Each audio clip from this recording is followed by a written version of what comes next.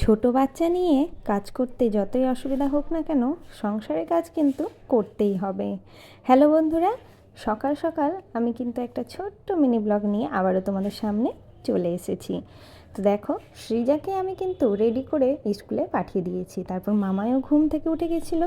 আর এই জলখাবারটা তোমরা দেখলে, এই জলখাবারটা কিন্তু আমি সকালেই সৃজাকে স্কুল পাঠানোর সময়ই বানিয়ে ফেলেছিলাম। কারণ মামায় উঠে গেলে আমি কিন্তু কাজে তাল দিতে পারি না। আকাশে প্রচণ্ড মেঘ করেছিল, তাই জন্য সকাল সকাল কাপড়গুলো সব আমি মেশিনের ভেতর ভরে দিয়েছিলাম, যেন একটু হাওয়া পেলে কাপড়গুলো শুকিয়ে যায়। আর জানো, আমাদের এই কাপড়গুলো একটার সাথে একটা জোট পাকিয়ে যায়। তোমাদের কার কার এমনটা হয় আমাকে কিন্তু অবশ্যই কমেন্টে জানিও।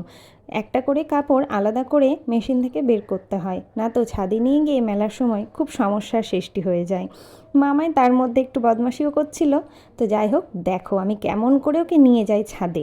আসলে কি বলো তো, ঝুড়িটা এতটা ভারী হয়ে যায় কাপড়গুলো নিয়ে, তার সাথে কিন্তু এক কোলে মামাইকে আর ঝুড়িটা নিয়ে আমি ছাদে যেতে পারি না। হ্যাঁ, তোমরা বলতে পারো আমি হয়তো ঝুড়িটা আগে গিয়ে রেখে আসতে পারি, তারপরে আবার মামাইকে নিয়ে যেতে পারি। আসলে নিচতলা থেকে তিনতলা বারবার ওঠানামা করার জন্য আমার খুব অসুবিধা হয়।